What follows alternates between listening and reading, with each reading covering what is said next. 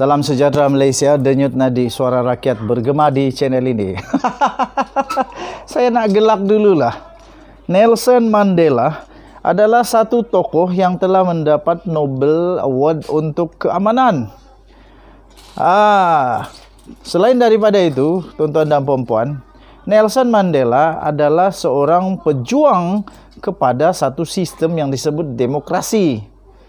Dan akhirnya beliau dipenjara. Selepas dipenjara, beliau telah menjadi hero dan menjadi satu ikon legenda untuk dunia. Baru-baru ini, anak Najib Razak mengatakan bahwa Najib Razak dia samakan dengan Nelson Mandela. Saya ketawa, kenapa? Saya tidak fikir ada persamaan di antara Mandela dan Najib Razak.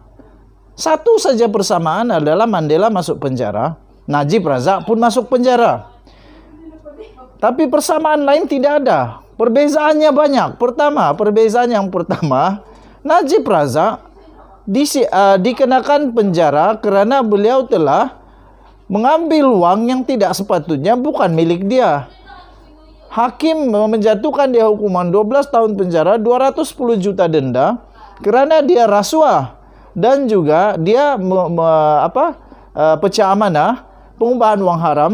Itu tidak ada Mandela buat, tuan-tuan dan puan-puan. Dia tiada buat itu. Tiada Mandela buat itu, ya. Mandela tidak pernah mencuri wang negara, tidak pernah. Mandela tidak pernah tak bayar cukai, tak pernah. Mandela tak pernah salah guna kuasa, tak pernah. Tapi anak Najib sampai hati dia samakan Mandela dengan Najib Razak. Tak apalah, kalau dia fikir sama tidak kisah. Tapi saya kata tak sama langsung. Tak sama langsung. Saya bukan merendah-rendahkan Datuk Seri Najib Tun Razak, tidak, ya. Tetapi saya melihat untuk menyamakan Najib Razak dengan Nelson Mandela ini adalah satu kesalahan sejarah sastra, entah apa-apa, semua salahlah. Saya tidak setuju Najib Razak disamakan dengan Mandela. Kemudian ada satu lagi yang ini saya tak mau ulas sebab not on my position to beri komen ataupun beri ulasan tentang perkara ini. Dia juga melihat Najib Razak mempunyai persamaan dengan tokoh, yaitu seorang lagi tokoh dalam agama Islam pun ada, dalam agama Kristian pun ada, yaitu Nabi Yusuf. Anda tahulah apa persamaan yang anak Najib nampak, tapi saya tidak mau komen itu. Yang saya rasa lucu ialah dia samakan dengan Nelson Mandela. Saya pikir anak Najib Razak perlu baca buku sejarah. Mungkin juga Najib Razak punya anak ini pakar kepada politik, tapi bukan pakar kepada sejarah, anda tahulah. Ataupun mungkin dia main teka-teka saja. Nelson Mandela ini macam mana? Kejap lagi mungkin disamakan pula dengan Aung San Suu Kyi. Anda tahulah macam mana. Tapi itulah tuan-tuan dan puan-puan. Menurut Nizar Najib, Nizar melihat terdapat hikmah daripada hukuman penjara yang dikenakan terhadap ayahnya Najib Razak. Dia melihat perkara itu mempunyai persamaan dengan apa yang dilalui oleh Nabi Yusuf dan tokoh anti-apartheid yaitu Nelson Mandela. Dia kata mungkin ini adalah cara Allah Subhanahu Wa Taala untuk angkat darjat ayahanda dengan lebih tinggi. Itulah yang berlaku kepada Nabi Yusuf yang dipenjarakan atas tuduhan palsu. Ini bukan tuduhan palsu. Nah, ini bukan tuduhan palsu. Okey. Saya pikir Nabi Yusuf dia tidak pernah disiasat oleh mahkamah atau disiasat oleh hakim, tidak pernah. Tapi Najib Razak disiasat oleh hakim SPRM, ada saksi, ada bukti, kemudian hakim, mahkamah tinggi, mahkamah terayuan, mahkamah persekutuan, 9 orang hakim berkata Najib Razak salah dan dia dipenjara. Itu berbeza yang amat itu tuan-tuan dan puan-puan. Katanya, apabila bebas, Baginda diangkat sebagai menteri berkuasa lagi bijaksana di Mesir.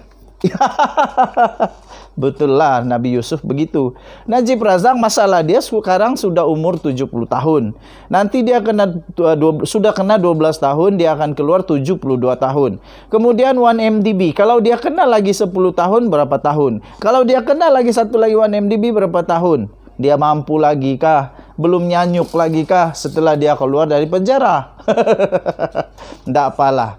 Itu yang berlaku kepada Nelson Mandela yang menentang dasar apartheid. Apabila bebas, beliau diangkat sebagai Presiden Afrika Selatan yang berjaya menyatu padukan orang kulit putih dan bangsa Afrika, kata Nizar Najib. Kemudian dia kata lagi, yang pasti Tuhan tidak akan uji lebih dari kemampuan kita untuk hadapi. Ini betul, saya setuju. Kata Nizar dalam acara Setia Kawan dengan Najib di kawasan parlimennya di Pekan semalam. Najib sedang menjalani hukuman penjara 12 tahun atas kesalahan rasuah melibatkan dana bekas anak syarikat 1MDB SRC International Berhad. Okey, so Anda tahulah saya mau kata ini lawak of the day atau lawak of the century atau lawak of the abad atau apa sajalah. Tapi inilah lawak paling lawak. Sampai hati Nizar samakan Najib dengan Nelson Mandela. Tapi tidak apalah, suka hati dia lah. Denyut Nadi, suara rakyat bergema di channel ini. Bye-bye. Salam sejahtera Malaysia. Denyut Nadi, suara rakyat terus bergema di channel ini. Nampaknya tuan-tuan dan puan-puan yang dihormati sekalian, seakan-akan Datuk Seri Najib Tun Razak punya harapan terakhir untuk mendapatkan pengampunan diraja berada dalam kesuraman. Daulat tuanku, ampun tuanku, beribu-ribu ampun. Kita mempunyai agung yang bijaksana. Saya dah kata sejak dulu, agung kita, agung bijaksana. Bukan agung sembarangan. Bukan sembarangan kena paksa-paksa, kena gesa-gesa hanya dengan petition murahan. Dengan yang paling pelik, paling kesian, mereka cari 100,000 tanda tangan untuk petition supaya Najib Razak dibebaskan. Alih-alih lebih 150,000 petition sudah ditandatangan, tidak mau supaya Najib dibebaskan, diampuni.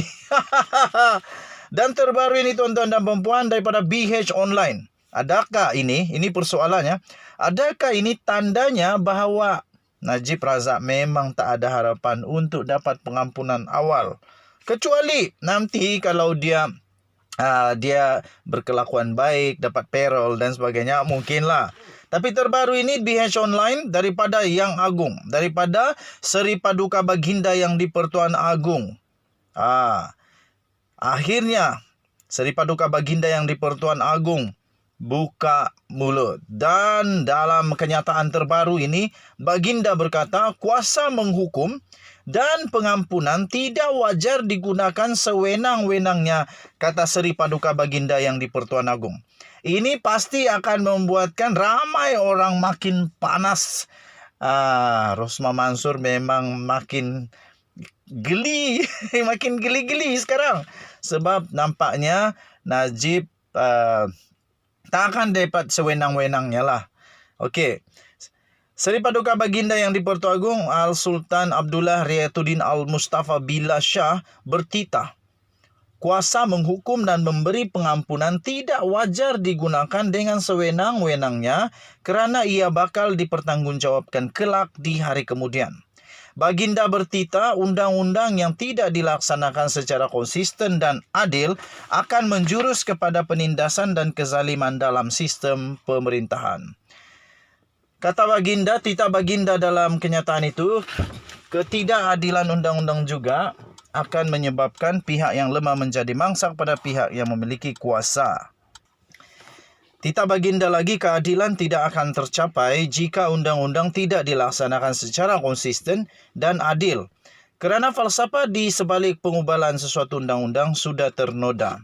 Baginda turut bertitah akibatnya pihak yang lemah akan menjadi mangsa kepada pihak yang memiliki kuasa. Yang ini saya setuju, amat-amat betul.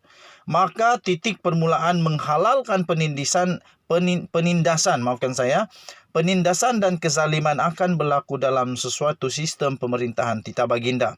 Baginda bertitah lagi, keadilan tidak akan tercapai Jika roh keadilan tidak terkandung dalam sanubari mereka yang diberikan amanah untuk mentadbir keadilan, titah Baginda.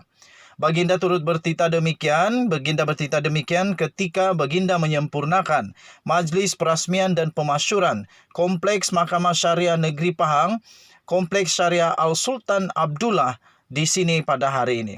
Turut mencemar duli adalah Raja Permaisuri Agung Tunku Haja Azizah Aminah Maimunah Iskandaria. Pembinaan kompleks syariah itu siap sepenuhnya pada 23 September 2021 dengan peruntukan sebanyak 44,75 juta. Daulat tuanku, ampun tuanku, daulat tuanku, sembah patik harap diampun. Digarhayu tuanku. Ini barulah agung kita. Terbaik. Sarange. Kita jumpa lagi. Salam sejahtera Malaysia. Bye-bye.